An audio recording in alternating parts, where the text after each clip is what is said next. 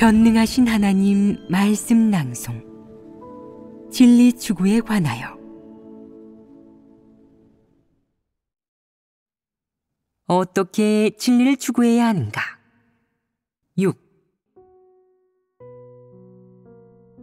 지난번에는 어떻게 진리를 추구해야 하는가에서 내려놓기의 실행 원칙에 대해 교제하였다. 내려놓기의 첫 번째 항목은 바로 여러 가지 부정적 정서를 내려놓는 것인데, 이에 대해서는 이미 여러 차례 교제했다. 지난번에 억압이라는 측면의 부정적 정서에 대해 교제하지 않았느냐? 억압 측면의 부정적 정서에 대해 우리는 어떤 내용을 교제하였느냐? 무엇 때문에 사람에게 억압이 일어나느냐? 하나님께서는 사람이 본분을 제멋대로 이행하고 교회의 규정과 제도를 준수하려 하지 않으며 단속받으려 하지도 않는다고 교제하셨습니다. 그리고 제멋대로 하고 원칙에 따라 일을 처리하지 않아 본분을 잘 이행하지 못하고 그럼으로써 늘 책망과 훈계를 받는다고 하셨습니다. 하지만 사람이 반성하지 않고 진리를 구하여 자신의 문제를 해결하지 않으니 억압이라는 정서에 처한다고 하셨습니다. 지난번에 억압이라는 부정적 정서가 생기는 상황 중 하나에 대해서 교제하였는데, 제멋대로 하지 못하는 것이 주된 이유였다. 사람이 제멋대로 하지 못하는 상황, 사람이 제멋대로 하고자 하는 일, 사람이 억압이라는 정서 속에 살아가는 모습에 대해 주로 교제한 다음 억압이라는 정서를 해결하는 길에 대해 교제하였다. 그렇다면 사람이 부정적 정서를 나타내는 모습을 폭로한 것이든 부정적 정서를 내려놓는 방법을 알려준 것이든 여러 가지 부정적 정서 내려놓기에 대한 몇 차례의 교제를 통해 너희가 얻은 결론이 있느냐? 부정적 정서 내려놓기 측면에서 주로 어떤 것을 중점적으로 겨냥하느냐? 교제를 다 듣고 나서 묵상해 보았느냐? 하나님, 저는 이를 바라보는 사람의 관점을 겨냥한 것으로 이해했습니다. 그렇다. 그것이 하나의 측면이다. 이를 바라보는 사람의 관점을 겨냥한 것이다. 이를 바라보는 관점은 사람이 여러 사람, 일, 사물에 대해 지니는 여러 가지 생각과 관점에 연관되며 주로 사람이 정상이성의 생활과 생존 측면에서 직면하는 여러 문제를 겨냥한 것이다. 예컨대 어떻게 다른 사람과 지내고 어떻게 원한을 풀며 결혼과 가정, 일, 앞날, 질병, 노화, 죽음, 그리고 일상 다반사를 어떻게 대할 것인지, 자신이 처한 환경과 자신이 이행해야 할 본분을 어떻게 마주할 것인지 등 다방면의 문제가 그것이다. 이런 것들에 연관되지 않겠느냐? 정상이성의 생활과 생존 측면에 연관되는 여러 가지 큰 문제와 원칙성에 연관되는 문제를 사람이 정확한 생각과 관점, 그리고 올바른 태도로 대한다면 이런 인성은 상대적으로 정상이다. 여기서 정상이라는 것은 정상적인 이성을 지니고 있고 사물을 바라보는 정상적인 시각과 입장을 지니고 있다는 것을 말한다. 정확한 생각과 관점을 갖춘 사람이 진리를 추구해야 수월하게 진리를 깨닫고 진리에 진입할 수 있다. 다시 말해, 정상적인 생각을 가지고 사람이나 일을 바라보는 정상적인 관점과 시각, 입장을 가진 사람이 진리를 추구해야만 어느 정도의 결실을 볼 수 있다는 것이다. 만약 사람이나 일을 바라보는 시각과 입장, 그리고 지니고 있는 생각과 관점, 태도 등 다방면이 부정적이고 정상이성의 양심과 이성에 부합하지 않는다면, 극단적이고 고집스러우며 순수하지 않다면, 결론적으로 부정적이고 그릇되며 의기소침한 것에 속한다면 이런 부정적인 생각과 관점을 가진 사람이 진리를 추구하면 진리를 깨닫고 실행하기가 쉽겠느냐? 쉽지 않습니다. 지금 너희는 도리상 쉽지 않다고 가벼이 말하겠지만 사실 너희는 진정으로 깨달은 것이 아니다. 쉽게 말해 우리가 지금 교제하는 여러 가지 부정적 정서와 관련하여 만약 삶에서 그리고 인생의 길에서 여러 사람과 일, 사물에 대한 견해가 모두 잘못되고 부정적인 시각과 입장에 뿌리를 두고 있는 사람이 있다면 그가 진리를 깨달을 수 있겠느냐? 그가 늘 부정적 정서 속에 살아간다면 그가 순수하게 하나님 말씀을 이해할 수 있겠느냐?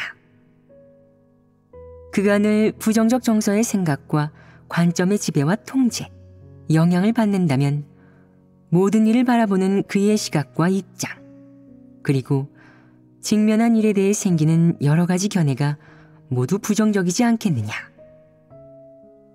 이런 부정적인 것은 무엇을 뜻하느냐?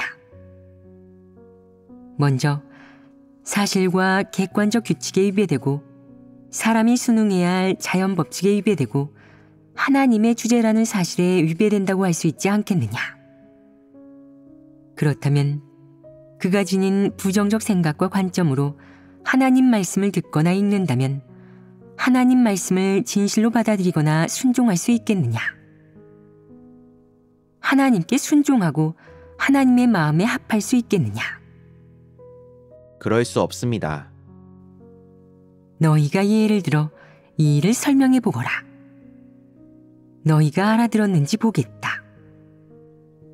결혼, 혈육 간의 정, 자녀 등 사람의 삶과 생존에서 직면하는 일이나 병, 앞날, 운명, 인생이 순조로울지 여부, 자신의 가치, 지위, 이익 등의 큰 일에서 사례를 찾아보거라. 저는 지난번에 사람이 병에 걸리면 근심, 염려, 걱정 등의 부정적 정서 속에 살면서 죽음을 무척 두려워하고 본분이행과 자신의 정상적인 생활에도 영향을 받아 이 객관적 규칙에 순응할 수 없게 된다고 하나님께서 교제하신 게 생각났습니다. 사실 사람의 생사존망이나 사람이 언제 병에 걸려 얼마나 고생할지는 하나님께서 정해놓으셨기에 사람은 올바르고 적극적인 태도로 그런 환경을 마주하고 경험해야 합니다. 치료가 필요하면 치료를 받고 이행해야 할 본분은 이행해야 합니다. 병에 빠져있지 않고 적극적인 생활 상태가 있어야 하는 것입니다. 하지만 사람이 부정적 정서 속에 살면 하나님의 주제를 믿지 못하고 사람의 생사를 모두 하나님께서 정해놓으셨다는 것을 믿지 못한 채 질병 때문에 걱정하고 두려워하며 염려하면서 갈수록 두렵고 불안해합니다. 또 하나님께서 사람의 운명을 주재하신다는 진리가 내면에서 주도권을 잡지 못하고 마음속에 하나님이 없습니다. 무척 좋은 사례를 들었구나. 이것은 생사존망의 큰일을 대할 때 사람이 어떤 관점을 가져야 하는지에 대한 문제에 연관되지 않겠느냐. 이 주제를 너희는 다들 어느 정도 알고 있지 않느냐. 이것은 생사에 직면한 문제이다. 이 문제가 정상인성 범위에 연관되겠느냐. 이것은 모든 사람이 직면해야 할 큰 문제이다. 설령 내가 아직 젊고 몸이 아주 건장할지라도 그리고 아직 생사의 문제에 직면하거나 그것을 경험하지 못했다 하더라도 언젠가는 이런 문제에 부닥치게 될 터이니 모든 사람이 직면해야 된다는 것이다. 이 문제를 마주할 때 당장 그 상황에 처했든 아니면 아직 멀었든 결론적으로 이것은 정상인으로서 인생에서 부닥치게 되는 가장 큰 사건이다. 그렇다면 죽음이라는 이 큰일에 대하여 사람은 이 일이 임할 때 어떻게 해야 할지 고민해 보아야 하지 않겠느냐. 인위적인 방법을 취할 수 있지 않겠느냐. 그렇다면 사람은 어떠한 관점을 가져야 하겠느냐. 이것이 현실적인 문제가 아니겠느냐? 사람이 만약 부정적 정서 속에 살고 있다면 어떤 생각을 하겠느냐? 이 문제에 대해 우리는 예전에 교제한 바 있다. 만약 사람이 부정적 정서의 생각이나 사상과 관점에 의지해 살아간다면 사람의 행동과 모습이 진리에 부합하겠느냐, 그렇지 않겠느냐? 정상인성의 사고에 부합하겠느냐, 그렇지 않겠느냐? 정상인성의 사고에 부합하지 않을 뿐더러 진리에는 더더욱 부합하지 않는다. 그리고 객관적 사실과 객관적 법칙에도 부합하지 않으며 나아가 하나님의 주제에도 부합하지 않는다. 우리가 여러 가지 부정적 정서 내려놓기를 교제함으로써 결국 어떤 성과에 도달하겠느냐? 이 내려놓기는 구체적으로 어떻게 하고 어떻게 실행해야 정상이성의 사고와 이성을 갖출 수 있으며 정상인성의 이성에 갖춰져야 할 생각과 견해 혹은 관점을 갖추었다 할 수 있겠느냐? 이 내려놓기에 구체적 실행 절차나 실행 방법은 무엇이냐? 우선 직면한 일에 대한 내 관점이 정확한지, 부정적 정서를 품고 있지는 않는지 인식해야 하지 않겠느냐? 이것이 첫걸음이다. 예컨대 방금 우리가 들었던 병이나 죽음을 대하는 사례의 경우 먼저 이 일에 대한 내 관점이 무엇인지, 내 관점에 부정적 정서를 품고 있지는 않는지를 해부하는 것이다.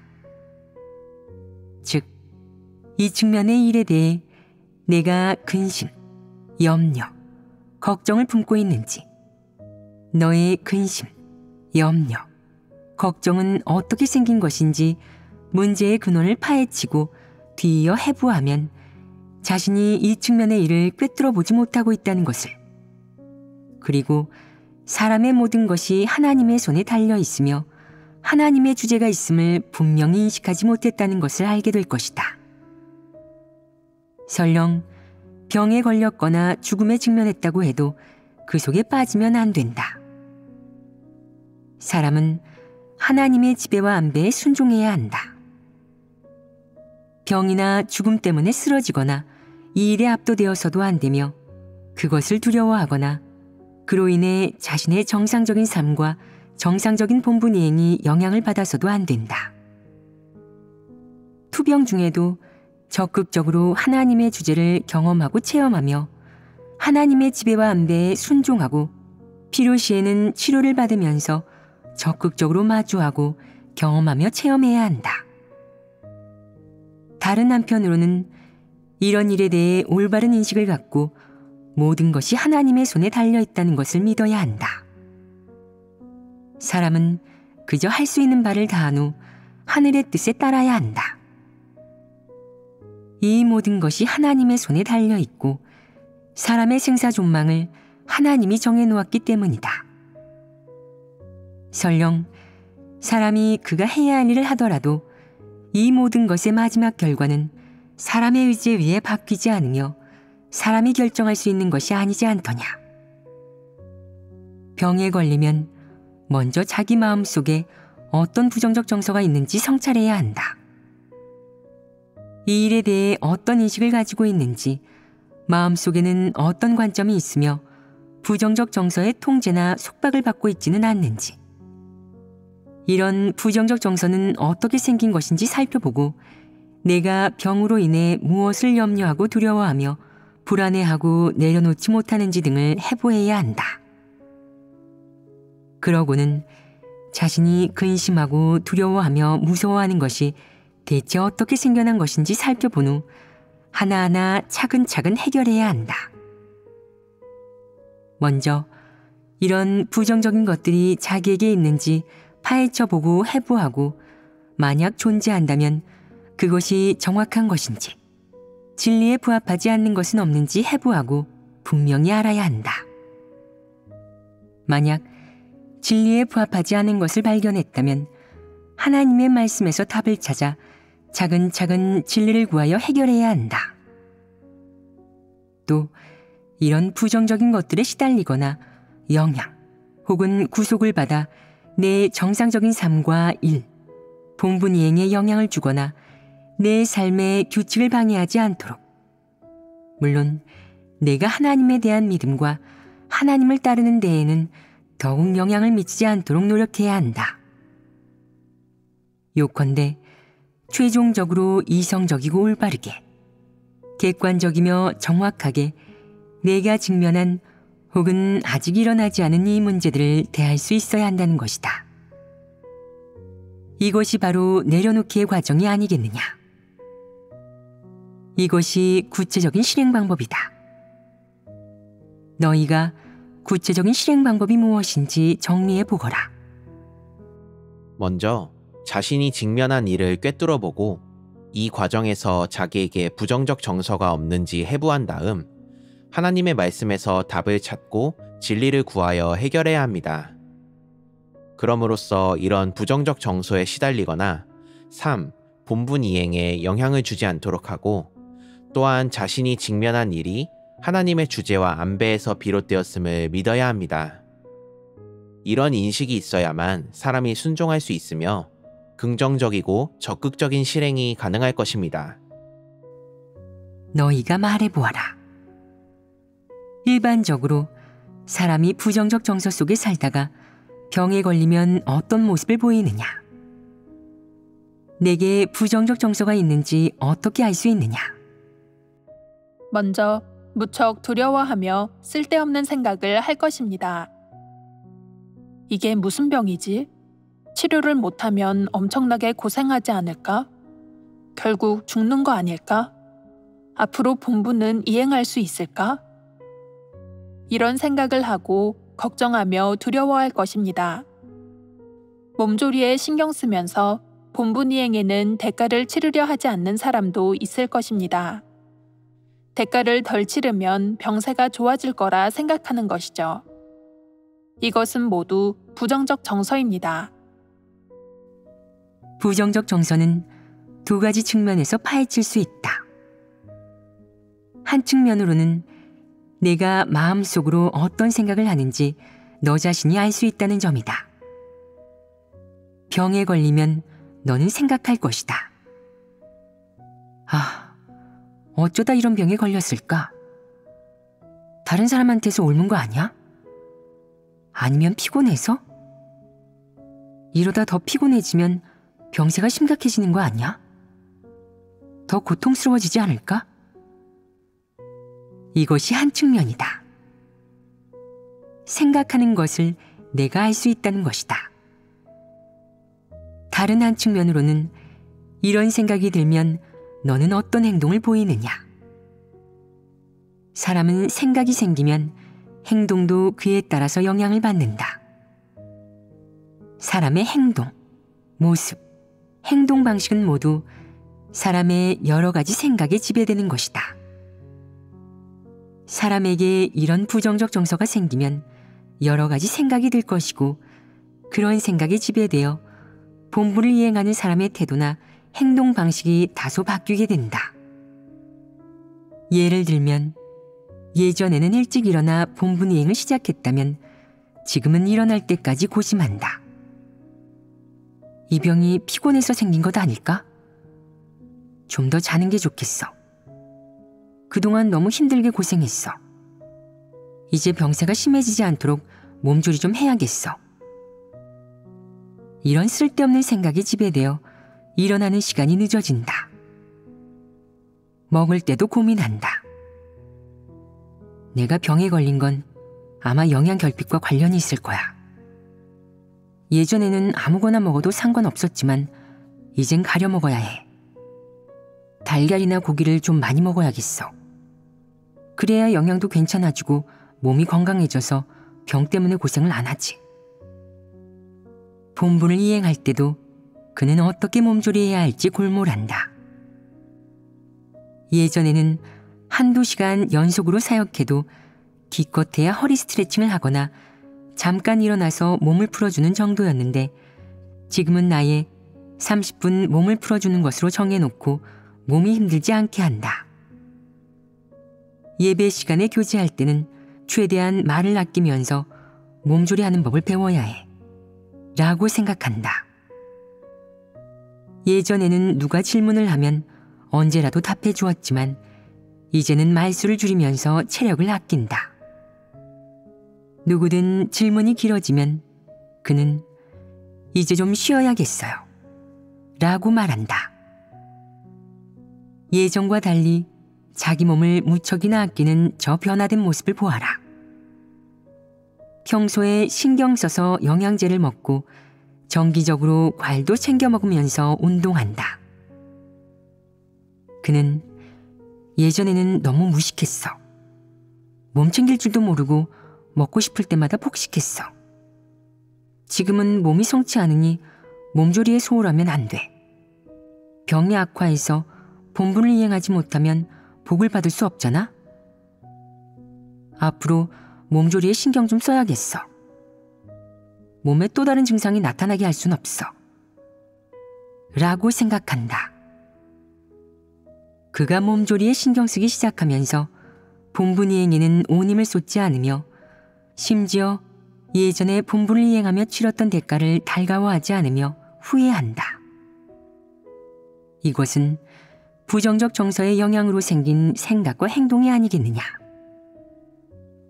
이런 생각과 행동은 부정적 정서에서 비롯된 것이다.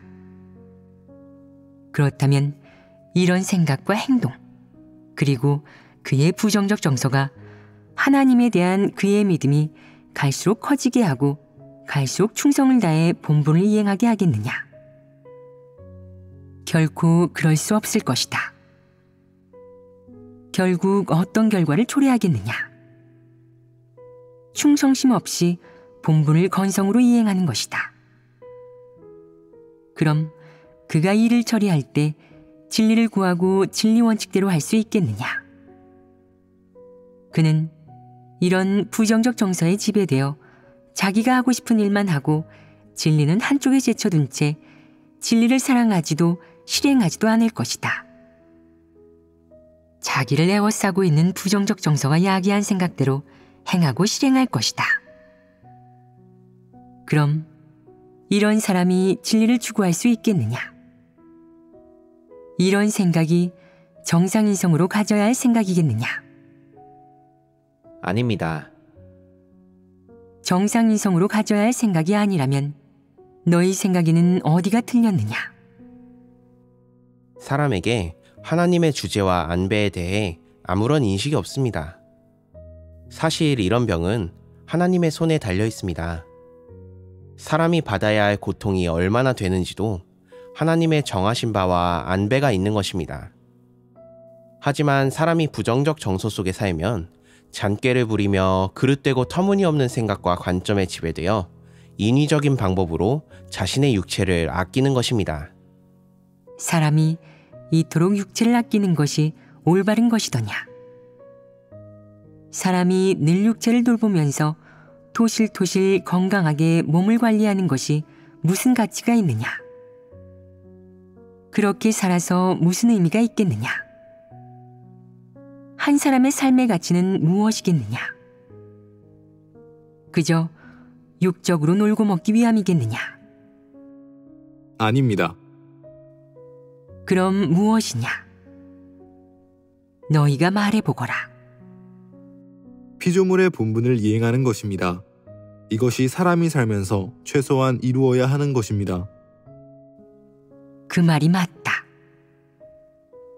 한 사람이 평생 병과 죽음을 모면하려 하거나 몸을 잘 보살펴서 병에 걸리지 않고 장수하려는 생각밖에 없다면 이것이 사람이 살면서 가져야 할 가치이겠느냐?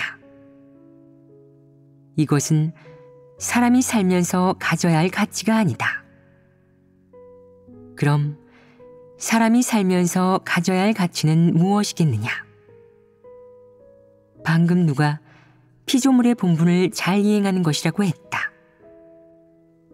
이것은 구체적인 부분이다. 또 무엇이 있느냐? 평소 너희가 기도하거나 뜻을 세울 때 가졌던 소망을 말해보거라. 사람에 대한 하나님의 지배와 안배에 순종하는 것입니다. 하나님께서 각 사람에게 정해놓은 역할 가운데 자신의 역할을 잘 감당하여 자신의 사명과 책임을 완수하는 것입니다. 또 무엇이 있느냐? 한편으로는 피조물의 본분을 잘 이행하는 것이다. 다른 한편으로는 자기 힘이 닿는 것, 할 수 있는 모든 것을 다하는 것이다. 최소한 양심에 참소가 없고 본인의 양심에 떳떳하며 다른 사람에게 받아들여지는 정도까지는 되어야 한다. 조금 더 나아가서는 태어난 가정, 교육 수준, 자질을 떠나 사람의 생존에서 알아야 할 도리를 어느 정도 알아야 한다. 예컨대 사람이 걸어야 할 길, 사람이 살아야 할 삶, 의미 있는 삶 등 인생의 참된 가치를 모색해야 하는 것이다. 한 번 사는 삶을 헛되이 살아서는 안 된다. 또 다른 한편으로 내가 사는 동안 너는 내 사명을 완수해야 한다. 이것이 가장 중요한 일이다. 대단한 사명과 본분, 책임을 완수해야 한다는 말이 아니다. 최소한 한 가지는 성취해야 한다는 것이다. 예를 들면 교회의 복음 전파 사역에 온 힘을 기울이며 평생을 쏟아붓고 많은 대가를 치르면서 많은 사람을 얻은 사람이 있다.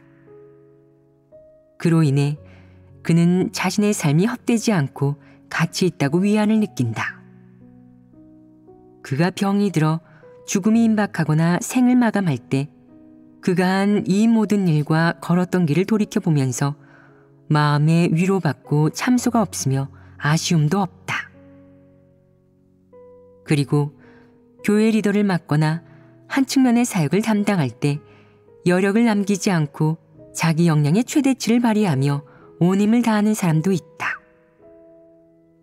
자기가 해야 할 사역에 모든 심혈을 기울이며 대가를 치르는데 많은 사람이 연약하고 부정적일 때 그의 양육과 인도, 도움과 붙듦 덕분에 강건해지고 일어서며 물러서지 않고 하나님 앞으로 돌아오고 심지어 마지막에는 하나님을 증거하게 된다. 이 외에도 그가 리더를 맡는 동안 여러 중요한 사역을 완수하여 많은 악인을 제명하고 적지 않은 하나님의 선민을 보호하며 일부 막대한 손실을 만회하게 되는데 이 모든 것은 그가 리더를 맡은 기간에 이룬 것이다.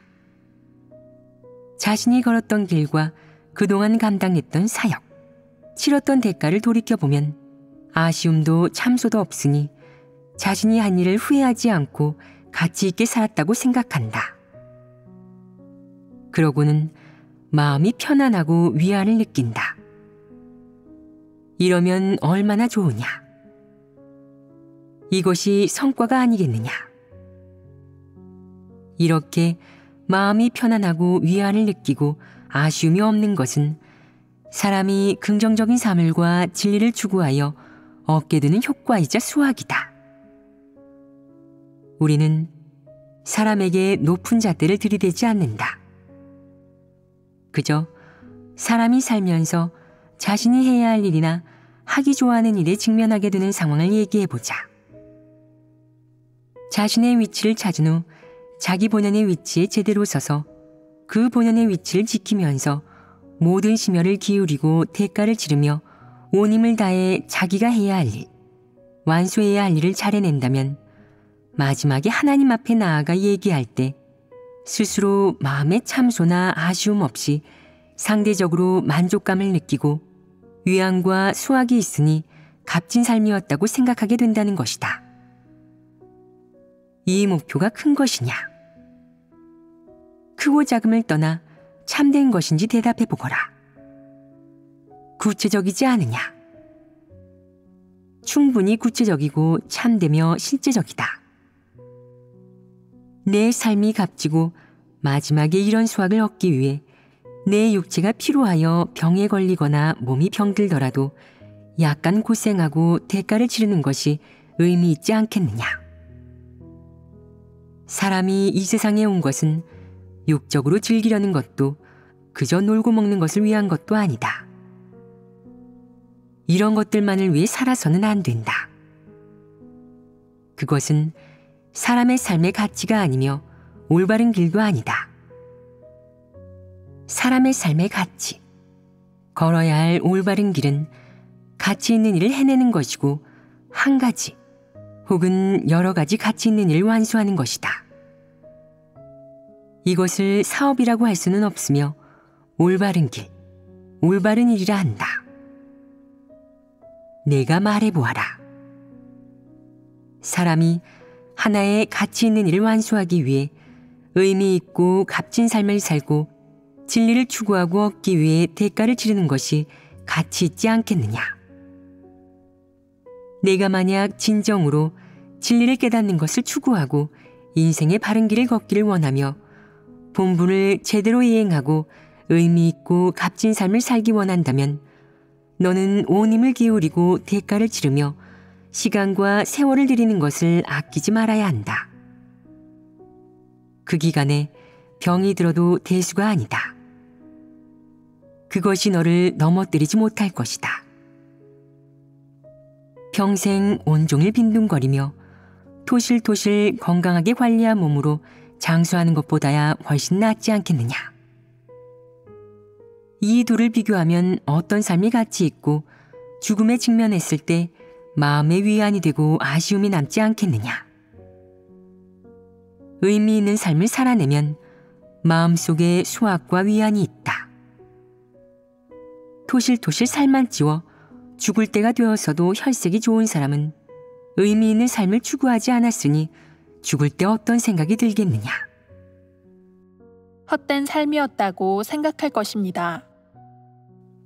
세 글자로 딱 맞아 떨어지는 표현. 헛된 삶이다. 헛된 삶이란 무슨 의미겠느냐. 인생을 허비했다는 것입니다. 헛된 삶, 허비한 인생.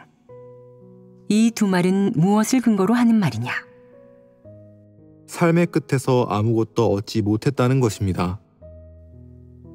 그렇다면 사람은 무엇을 얻어야 하느냐.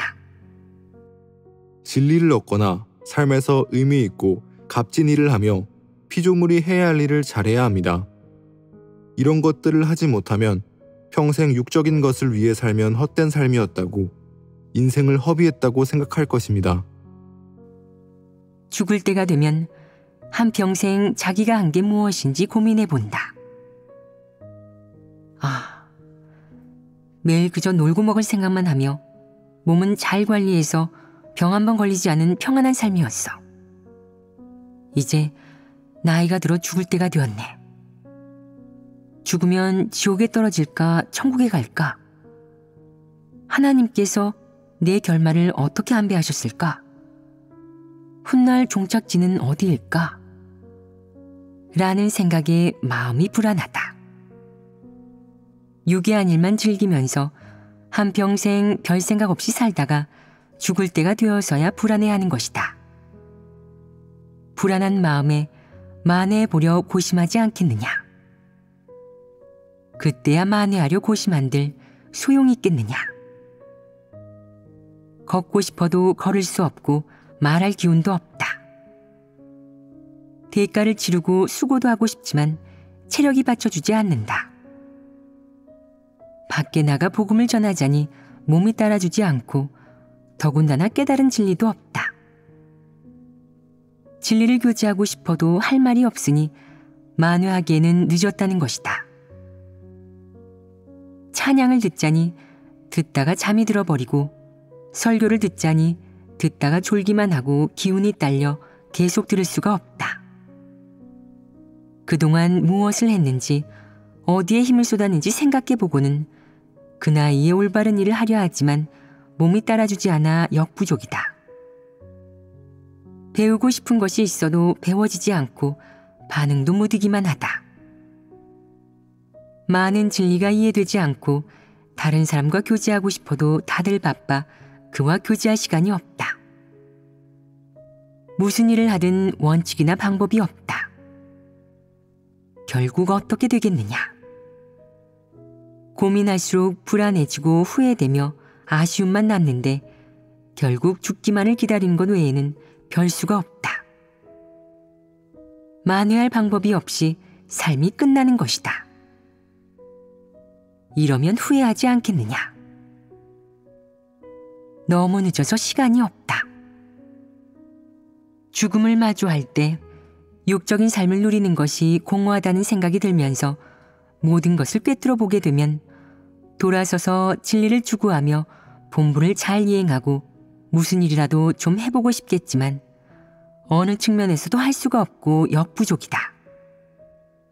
그렇게 삶은 그냥 끝났다고 볼 수 있다.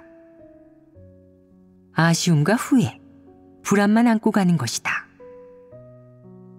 이런 부류의 사람이 죽음에 직면하면 그 마지막 결과는 어떻겠느냐? 아쉬움과 후회, 불안을 안고 떠날 수밖에 없다. 평생을 헛되이 산 것이다. 육적으로는 조금도 고생하지 않고 안락만 실컷 누렸다. 바람과 햇빛에 노출되지 않고 그 어떤 위험과 대가도 감수하지 않았다. 병치레는커녕 감기 한 번 걸리지 않으며 건강을 잘 관리했다. 단지 아무런 본분도 이행하지 않고 그 어떤 진리도 얻지 못한 채 죽을 때가 되어서야 아쉬움을 느낀 것이 애석할 뿐이다. 아쉬워해봐야 어쩌겠느냐. 이것이 바로 자업자득이라고 하는 것이다. 사람이 값지고 의미 있는 삶을 살려면 진리를 추구해야 한다. 먼저 삶과 인생의 길에서 직면하는 여러 대소사에 대해 올바른 인생관과 생각, 관점을 가져야 하고 정확한 시각과 입장으로 모든 일을 바라보아야지 극단적이거나 과격한 생각과 관점으로 인생 혹은 생활에서 직면하는 여러 문제를 바라보아서는 안 된다. 물론 세상 사람들의 시선으로 이런 일을 바라보아서도 안 되며 이런 부정적이고 올바르지 못한 생각과 관점은 내려놓아야 한다. 이렇게 하려면 먼저 사람의 여러 부정적 생각을 해부하고 폭로하며 인식한 다음 내 여러 가지 부정적 정서를 바꾸거나 고쳐서 부정적 정서를 내려놓고 정확하고 긍정적인 생각과 관점, 그리고 사람이나 일을 바라보는 정확한 시각과 입장을 가져야 한다. 이렇게 하면 진리를 추구할 때 갖추어야 할 양심과 이성을 갖추게 된다. 물론 구체적으로 말하면 한 사람이 사람이나 일을 바라보는 정확한 관점과 시각, 입장을 갖추었다면 이는 정상인성을 갖춘 것이라고 할 수 있다. 이런 정상인성을 갖추고 정확한 생각과 관점을 갖춘다면 사람이 진리를 추구하는 것이 훨씬 수월해질 것이고 별다른 어려움은 없을 것이다. 마치 한 사람이 하나의 목적지까지 가는 것과 같다. 만약 그가 걷는 길과 방향만 옳다면 걷는 속도가 어떻든 언젠가는 목적지에 도착할 것이다. 만약 한 사람이 걷는 길이 그가 가려는 목적지와 반대라면 속도가 어떻든 목적지에서 점점 멀어질 뿐이다. 남원북철이라는 성어가 있지 않느냐. 하나님을 믿는 사람이 구원받고자 하면서도 명예와 이익, 그리고 지위를 추구하면 구원받을 수 없는 것과 같다. 결국 그의 결말은 어떻겠느냐. 징벌받을 것이 분명하다. 암에 걸린 사람을 예로 들면 그는 죽음을 두려워하고 죽음을 받아들이지 못해 하나님에게 죽지 않고 몇 년만 더 살게 해달라고 늘 기도한다. 그는 근심과 염려, 걱정 등의 부정적 정서를 품고 하루하루를 보낸다.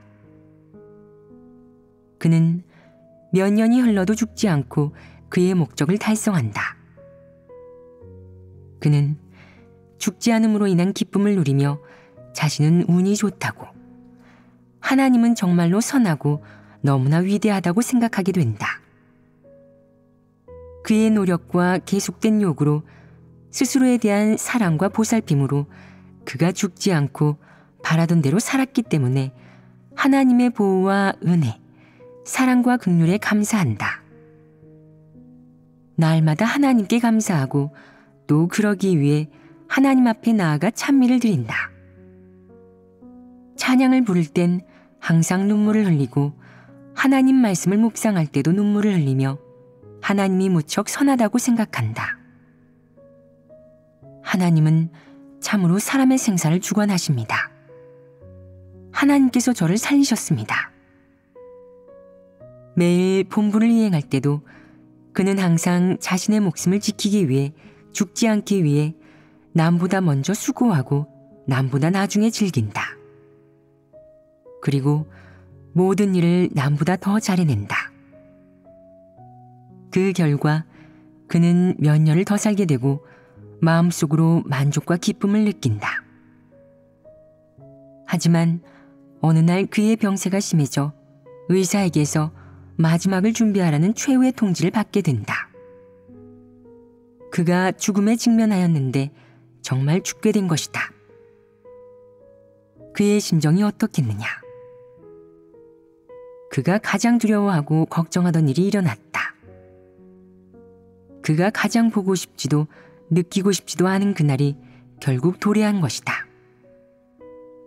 그는 순식간에 가슴이 철렁 내려앉고 기분이 바닥에 떨어진다. 다시는 본분을 이행하려는 마음이 생기지 않고 하나님께 기도할 때도 말이 없어지며 하나님을 찬미하려 하지도 않는다. 다시는 하나님이 하는 말씀이나 공급하는 진리를 들으려 하지 않고 하나님이 사랑이며 공의이자 긍휼이며 자비임을 더 이상 믿지 않게 된다. 여기에 후회까지 한다. 그동안 맛있는 음식 좀 많이 먹고 시간 될 때 놀러나 다닐걸. 이젠 기회가 없어. 머릿속은 원망과 탄식으로 가득하고 마음속은 고통과 하나님에 대한 원망과 증오, 그리고 부인으로 가득하다. 그렇게 아쉬움을 품고 세상을 떠난다. 그가 떠나기 전에 그의 마음속에 하나님이 있었겠느냐? 여전히 하나님의 존재를 믿었겠느냐? 더 이상 믿지 않았습니다. 이 결과는 어떻게 초래된 것이겠느냐? 애초에 그가 생사를 바라보는 잘못된 관점에서 비롯되지 않았겠느냐? 그는 처음부터 잘못된 생각과 관점을 가지고 있었을 뿐 아니라 더욱 심각한 것은 그 후로도 자신의 생각과 관점을 따르고 순응하며 포기하지 않고 계속해서 추구해 나갔다. 그는 포기하지 않고 잘못된 길에서 뒤돌아보지 않고 꿋꿋하게 앞으로 돌진하다 결국 마지막에 가서 하나님에 대한 믿음을 잃게 되었다. 믿음 생활에 마침표를 찍게 되었고 그의 인생은 그렇게 끝을 맺은 것이다. 그가 진리를 얻었겠느냐? 하나님은 그를 얻었겠느냐? 결국 그가 죽을 때 죽음에 대해 지녔던 관점과 태도가 바뀌었느냐?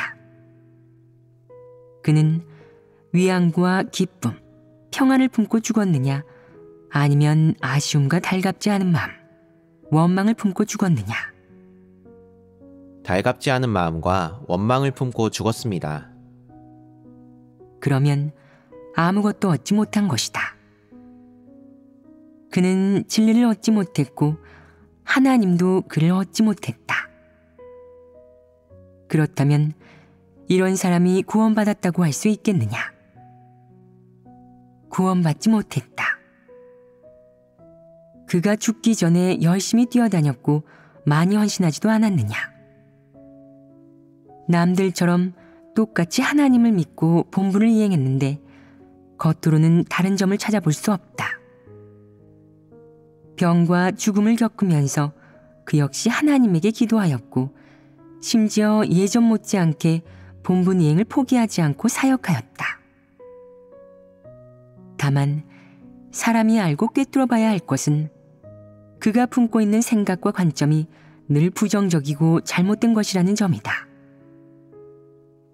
그가 본분을 이행하면서 얼마나 많은 수고와 대가를 치렀는지를 떠나 그는 자신의 잘못된 생각과 관점을 품고 추구했다. 항상 그런 잘못된 생각과 관점에 지배되어 부정적 정서를 품고 본분을 이행했는데 그런 본분 이행으로 자신의 죽지 않는 결말을 맞바꾸어 자기 목적을 달성하려 한 것이다. 그가 추구하는 목표는 진리를 깨닫거나 얻는 것이 아니고 하나님의 모든 지배와 안배에 순종하는 것도 아니다. 그가 추구하는 목표는 이와 정반대이다.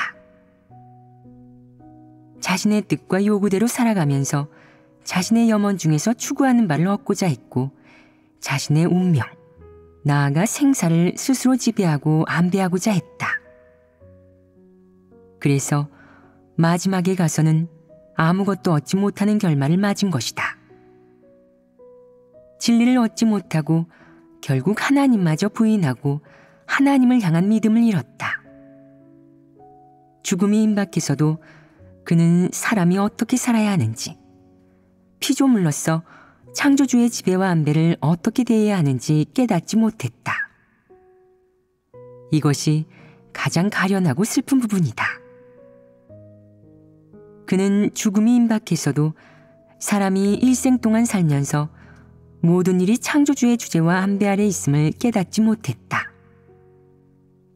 창조주가 너를 살게 한다면 내가 죽을 병에 걸려도 죽지 않을 것이며 창조주가 너를 죽게 한다면 내가 설령 젊고 건강하며 건장하더라도 죽을 때가 되면 반드시 죽게 될 것임을, 모든 것이 하나님의 주제와 배치 아래 있다는 것을, 이것이 하나님의 권병으로 아무도 이를 뛰어넘을 수 없음을 깨닫지 못했다. 이토록 간단한 사실을 그는 깨닫지 못했으니 가련하지 않으냐. 그가 하나님을 믿고 예배드리며 설교를 듣고 본분을 이행하며 하나님의 존재를 믿음에도 불구하고 사람의 생사를 포함한 사람의 운명은 사람의 의지에 의해 바뀌지 않고 하나님의 손에 달려 있음을 그는 계속 인정하지 않았다. 아무도 자기가 죽고 싶어서 죽는 것이 아니며 살아있다고 해도 죽는 게 무서워 살기를 바랐기 때문에 생존하는 것도 아니다. 이토록 단순한 사실을 그는 깨닫지 못했고 죽음이 임박해서도 꿰뚫어 보지 못했으며 사람의 생사가 사람이 어찌할 수 있는 것이 아닌 창조주가 정해놓은 것이라는 점도 알지 못했다. 슬프지 않으냐? 그러니 비록 여러 가지 부정적 정서가 사람에게 사소한 듯 보여도 그런 부정적 정서는 한 사람이 정상인성의 범위 안에서 사람이나 일을 어떤 태도로 바라볼 것인가와 연관되는 것이다. 한 사람이 만약 정상이성의 삶과 생존에서 직면하는 다방면의 일을 긍정적으로 바라본다면 이 사람의 부정적 정서는 상대적으로 적을 것이다. 또한 이 사람의 양심과 이성은 상대적으로 정상적이며 그가 진리를 추구하여 실제에 진입하는데 어려움이나 장애가 적어 수월할 것이라고 말할 수 있다. 만약 한 사람의 마음이 여러 가지 부정적 정서로 가득하다면, 그러니까 삶과 생존에 존재하는 문제를 대하면서 여러 가지 부정적인 생각들로 가득하다면 이 사람이 진리를 추구하는데 장애물과 어려움이 비교적 많을 것이다. 그가 만약 진리를 추구하려는 의지와 의욕이 그리 크지 않고 그렇게 간절히 하나님을 원하지 않는다면 진리를 추구하는데 어려움과 장애가 클 것이다. 이는 무엇을 의미하겠느냐? 그가 진리 실제에 진입하는 것이 힘들다는 말이다. 그의 폐괴의 성품의 심각성은 차치하더라도 이러한 부정적 정서가 그를 옴짝달싹 못하게 올가맬 것이다. 어떤 사람은 증오해, 어떤 사람은 분노해, 어떤 사람은 여러 가지 고통해, 어떤 사람은 그 외 다른 문제에 직면했을 때 여러 가지 부정적인 생각만 든다. 즉, 매사에 있어서 그의 상태는 기본적으로 부정적 정서에 의해 좌우된다는 것이다. 내가 만약 이런 부정적 정서를 해결하여 부정적 정서의 상태에서 벗어나려는 일정한 의지나 근성이 없다면 진리 실제에 진입하기란 설상가상으로 쉽지 않을 것이다. 다시 말해 사람이 진리 추구라는 실제에 진입하기 전에 정상이성에 연관되는 다방면의 문제에 대해 사람은 기본적이고 올바른 생각과 관점, 그리고 입장을 갖추어야만 비로소 진리를 얻고 받아들여 차츰차츰 진리 실제에 진입할 수 있다는 것이다. 내가 본격적으로 진리를 추구하기에 앞서 내 여러 가지 부정적 정서를 먼저 해결하고 이 단계를 거쳐야 한다. 이 단계를 거치고 여러 가지 사물에 대한 사람의 생각과 관점, 그리고 사람이나 일을 바라보는 시각과 입장이 정확해지면 진리를 추구하여 실제에 진입하는 것이 수월해질 것이다.